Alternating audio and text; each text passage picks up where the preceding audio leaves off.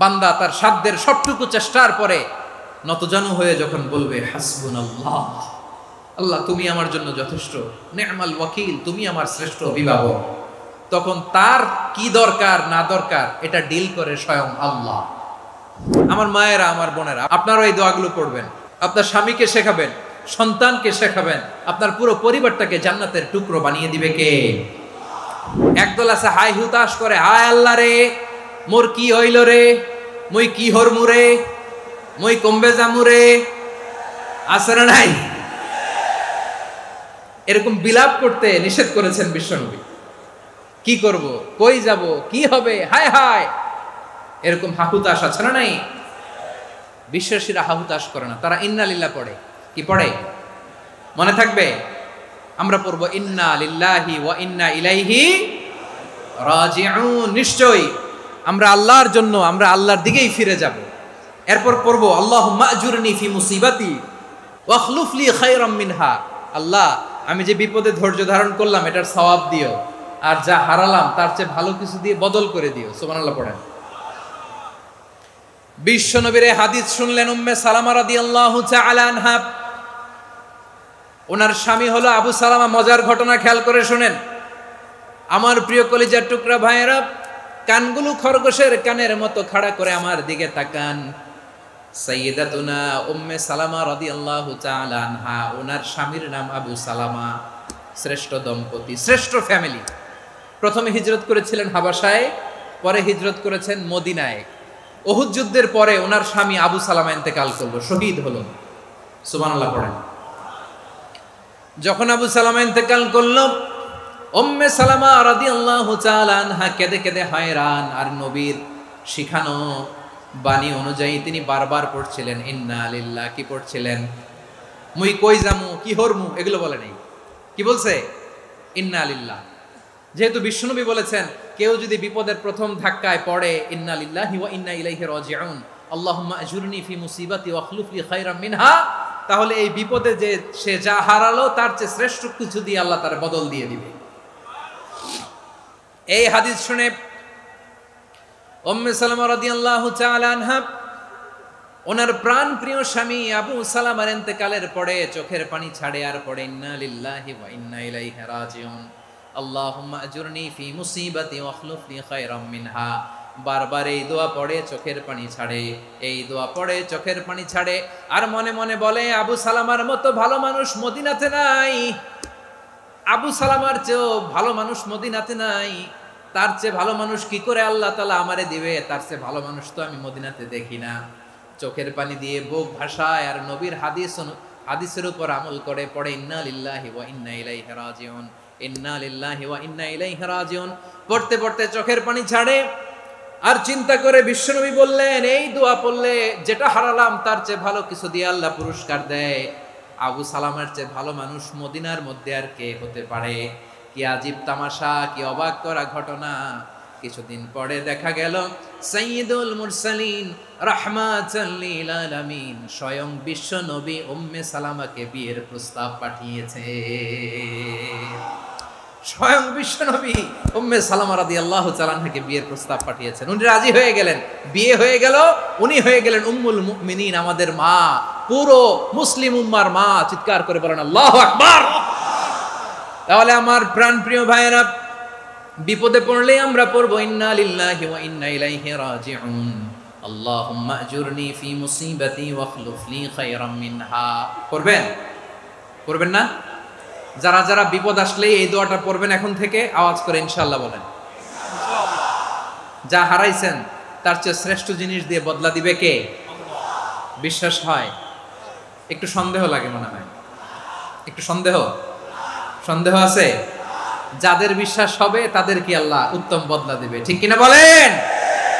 তাহলে বিপদে পড়লেই প্রথমে আমরা এটা পড়ব। দোয়াগুলো যদি এখন মুখস্থ না হয়, এই যে রেকর্ডিং হচ্ছে পেয়ে যাবেন, কালকেই পেয়ে যাবেন, শুনে শুনে মুখস্থ করবেন।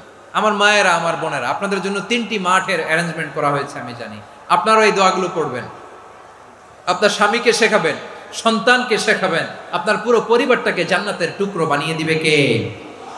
তাহলে বিপদ আসলে প্রথমে কি পড়তে হবে এটা জেনে গেলাম।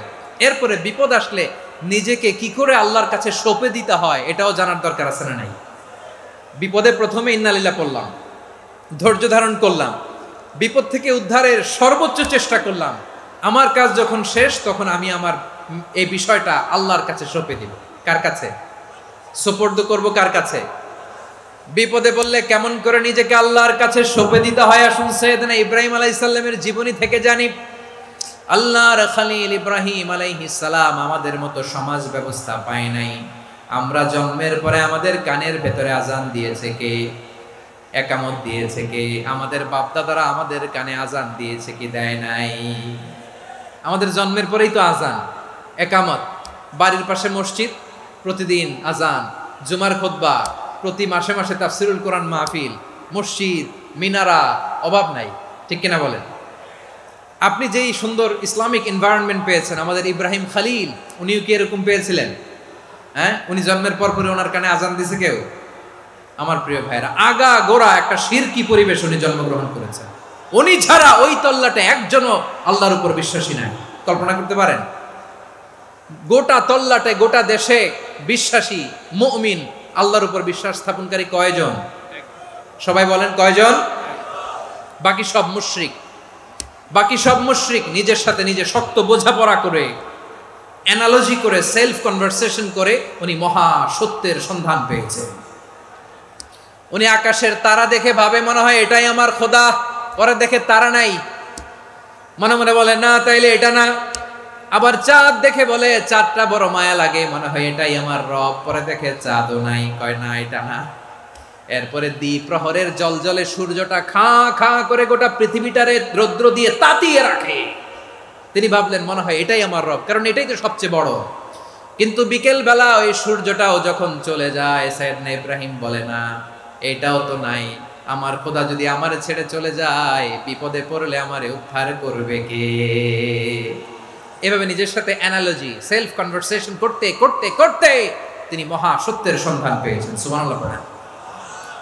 সব শেষে তিনি ডিসিশন নিয়ে ঘোষণা দিলেন, ইন্নী ওয়াজ্জাহাতু ওয়াজহিয়া লিল্লাযী ফাতারাস সামাওয়াতি ওয়াল আরদা হানিফান ওয়া মা আনা মিনাল মুশরিকিন। নিশ্চয় আমি এমন সত্তার দিকে মনোনিবেশ করলাম, মুখাপেক্ষী হলাম, যিনি আকাশ বানিয়েছেন, জমিন বানিয়েছেন, আমি মুশরিক নই। সুবহানাল্লাহ। পারতেন? আপনি পারতেন? কেউ নাই, লক্ষ লক্ষ মুশরিক, আপনি একা। ওনার মতো এরকম বিচক্ষণতা দিয়ে আল্লাহরে খুঁজে পাইতে পারতেন আপনি? কি নবী ছিল, আল্লাহকে খুঁজে পেয়েছে। যখন আল্লাহর ইবাদত শুরু করলো, এই কথা ছড়ায় পড়লো চারদিকে। নমরুদ সাইয়েদনা ইব্রাহিমকে ডেকে পাঠালেন। নমরুদ বলে, ইব্রাহিম তুমি নাকি মূর্তির পূজা না করে কোন নতুন রবের ইবাদত করো, কে তোমার রব? সাইয়েদনা ইব্রাহিম বললেন, রব্বি আল্লাযী ইউহয়ী ওয়া ইউমীত, আমি এমন রবের ইবাদত করি যিনি জীবন দেন, যিনি মৃত্যু দেন। নমরুদ বলে, তাই নাকি? তোমার রব জীবন দেয়, মৃত্যু দেয়? আর এটা তো আমি দেই, আমিও তো জীবন দেই, আমিও তো মৃত্যু দেই। সাইয়েদনা ইব্রাহিম বললেন, কেমন করে তুমি জীবন দাও, মৃত্যু দাও, একটু দেখাও তো। নমরুদ জেলখানা থেকে দুজন কয়েদিকে ডেকে আনলো। কয়েদি এনে অর্ডার করলো, একটাকে এখনই শিরোচ্ছেদ, হেড অফ, ডেথ পেনাল্টি, মৃত্যুদণ্ড দেয়া হলো। ফিনকি দিয়ে রক্ত বেরোলো। নমরুদ বলে, দেখো দুজনকে ধরে আনলাম, একজন কয়েদিকে দিলাম ডেথ পেনাল্টি, মৃত্যুদণ্ড, ওরে মৃত্যু দিলাম। আরেকজন যে দাঁড়িয়ে আছে, চাইলে ওরেও আমি মৃত্যুদণ্ড দিতে পারি, কিন্তু না, ওরে আমি দিব না, ওরে আমি বাঁচায় দিলাম, ছেড়ে দিলাম, মানে জীবন দিলাম। দেখো ইব্রাহিম, তোমার চোখের সামনে একজনরে মৃত্যু দিলাম, আরেকজনরে জীবন দিলাম। আপাত দৃষ্টিতে তাই তো, একজনরে তো জীবন দিল, আরেকজনরে মৃত্যু দিল। সাইয়েদনা ইব্রাহিম এবার বিপাকে পড়ে গেলেন। কিন্তু এক একজন নবীকে আল্লাহ এমন উইজডম, বিচক্ষণতা দিয়ে এই জমিনে পাঠিয়েছেন। মুহূর্তের মধ্যে আল্লাহর খলিল ইব্রাহিম বললেন, فإن الله يأتي بالشمس من المشرق فأت بها من المغرب فبهت الذي كفر। আল্লাহর খলিল ইব্রাহিম বললেন, নমরুদ বুঝলাম তুমি জীবন দাও, মৃত্যু দাও, দেখলাম, কিন্তু আমার রব, আমার আল্লাহ প্রতিদিন সকালবেলা উষা লগ্নে ওই পূর্ব দিগন্ত থেকে সূর্যটাকে উদিত করেন, সাঁঝের বেলা, বিকেল বেলা, কুথুরি লগ্নে, সন্ধ্যা বেলা ওই দ্বিপ্রহরের জল জলে সূর্যটাকে পশ্চিম দিগন্তে ডুবিয়ে দেন। মানে সকালবেলা পূর্ব দিক থেকে উদিত করা সূর্যটাকে পশ্চিম দিকে বিকেলে তিনি ডুবিয়ে দেন। তুমি যদি পারো ওই সূর্যটাকে পশ্চিম দিক থেকে উদিত করে পূর্ব দিকে ডুবিয়ে দাও। সুবহানাল্লাহ পড়বেন না? দেখেন, ইনস্ট্যান্ট ইন্টেলেক্ট, মুহূর্তে বিচক্ষণতা, উইজডম কাকে বলে? নমরুদ পারবে? নমরুদের বাপ পারবে? ওর 14 গোষ্ঠী, গোটা বিশ্বের সব ক্ষমতাধর রাষ্ট্রনায়করা একসাথে হলে পারবে? ফাবুহিতাল্লাযী কাফার, পারে নাই, ব্যর্থ হয়েছে। এবার তেলে বেগুনে জ্বলে উঠেছে, রেগে মেগে আগুন বলে ফালকুহু ফিল জাহিম। ওর সাথে তর্ক নাই, না পেরে এবার এটারে আগুনে ফেলা। বিশাল বিশাল গাছ কেটে লাকড়ি এনে আগুনের কুণ্ডলি বানানো হলো, দাও দাও দাও দাও করে আগুন জ্বলে। আল্লাহর খলিল ইব্রাহিমকে আগুনে নিক্ষেপ করা হবে। আল্লাহর খলিল সাইয়েদনা ইব্রাহিমের হাতের মধ্যে রশি দিয়ে টাইট করে বাঁধা হলো, পায়ের মধ্যেও টাইট করে রশি দিয়ে বাঁধা হলো। আল্লাহর খলিল ইব্রাহিমকে আগুনের কুণ্ডলির মধ্যে ফেলা হবে। ও মিয়া, আপনি যে বিপদের কারণে ভয় পান, হতাশ হন, এটা কোনো বিপদ ওনার বিপদের সামনে? পটুয়াখালী আওয়াজ করে বলুন, সাইয়েদনা খলিল ইব্রাহিমের বিপদের সামনে আমাদের বিপদগুলো কোনো বিপদ? এটা কোনো বিপদই না, এটা কোনো বিপদই না। হাত পা বেঁধে টাইট করে নিক্ষেপ করা হবে, সিম্পলি ফেলা যাবে না, কারণ দাও দাও করে দ্য ব্লেজিং ফায়ার, এমন আগুনের কুণ্ডলি, কাছে যাওয়া যায় না, আগুনের উত্তাপে নিক্ষেপ করা হবে। হাতে রশি বেঁধে, পায়ে রশি বেঁধে আল্লাহর খলিল ইব্রাহিম আলাইহিস সালামকে আগুনের মধ্যে নিক্ষেপ করা হবে। আহা, এটার বলে অগ্নি পরীক্ষা। উনি অগ্নি পরীক্ষার সম্মুখীন হয়েছিলেন, এজন্য কঠিন পরীক্ষাকে আমরা অগ্নি পরীক্ষার সাথে তুলনা করি, ঠিক কিনা?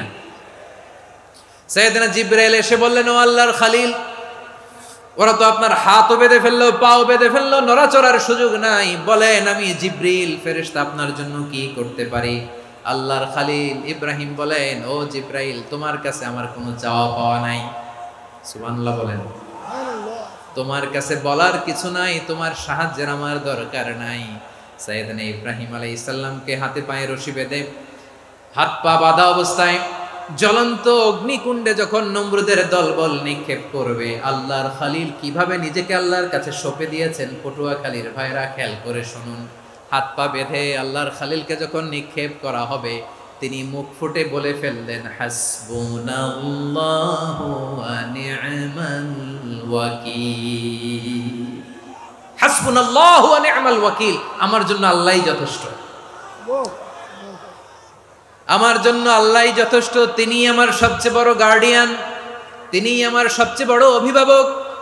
জিব্রাইলের সাহায্যের অফারকে ফিরিয়ে দিলেন, দুনিয়ার বুকে কারো কাছে কিছু বলেন নাই, মুখ ফুটে বলেছেন হাসবুনাল্লাহ।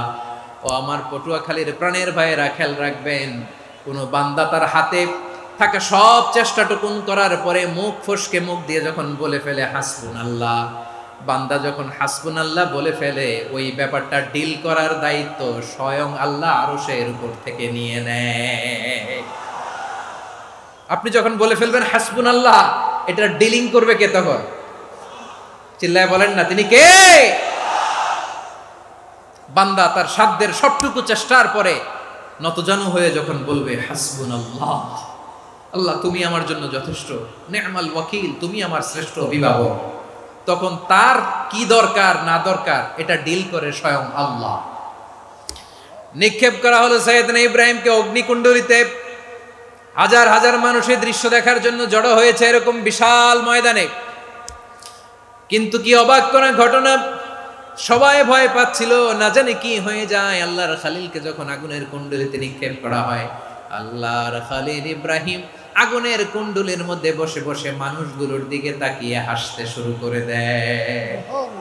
কারণ আকাশ থেকে রব্বুল আলামিন স্পেশাল ভার্ডিক্ট নাজিল করেছেন, স্পেশাল হুকুম জারি করেছেন, কুলনা ইয়া নারু কুনি বারদান ওয়া সালামান আলা ইব্রাহিম।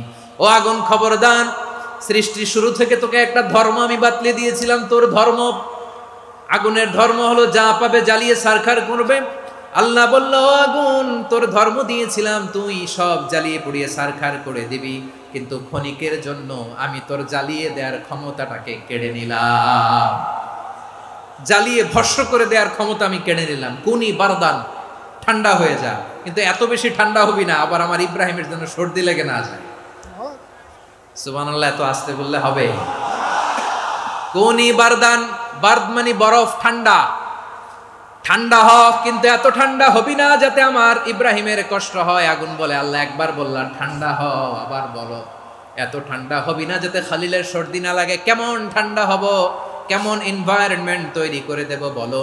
আল্লাহ বললেন, সালামান আলা ইব্রাহিম, আমার খলিল, আমার কলিজা, আমার ইব্রাহিমের জন্য তুই জান্নাতের গুল বাগিচা হয়ে যা। ও ভাই, নবী মুসার মতো ঈমান হলে রাস্তা হবে সাগর জলে, নবী ইউসুফের মতো ঈমান হলে একে একে দরজা খোলে। নবী ইব্রাহিমের মতো ঈমান যদি আজও থাকে বিদ্যমান, অগ্নিকুণ্ডে দেখতে পাবে খুবসুরতে ফুল বাগান। কুলনা ইয়া নারু কুনি বারদান ওয়া সালামান আলা ইব্রাহিম। বান্দা যখন মুখ দিয়ে বলে হাসবুনাল্লাহ, আমার আল্লাহ আমার জন্য যথেষ্ট, এই বলে যখন নিজেকে সঁপে দেয়, তার কি লাগবে ওই দায়িত্ব স্বয়ং নিয়ে নেয় কে? সবাই বলেন, স্বয়ং নিয়ে নেয় কে? তাহলে আমার প্রিয় ভাইরা, বিপদের শুরুতেই আমরা বলবো ইন্না লিল্লাহ। শুরুতে কি বলবো? এরপরে যেই বাক্যটা পড়ে নিজের পরিস্থিতিকে আল্লাহর দরবারে সঁপে দিব, সেটা হচ্ছে হাসবুনাল্লাহ। সেটা কি? বিষ্ণু বলেন, লা ইয়াজালু লিসানুকা রাতাবান মিন যিকরিল্লাহ। সব সময় আল্লাহর স্মরণ দিয়ে, জিকির দিয়ে জিহ্বাটারে সিক্ত রাখো। আর শয়তানু জাসিমুন আলা কলবি ইবনে আদম, শয়তান বনি আদমের কলবে খামচি মেরে বসে থাকে।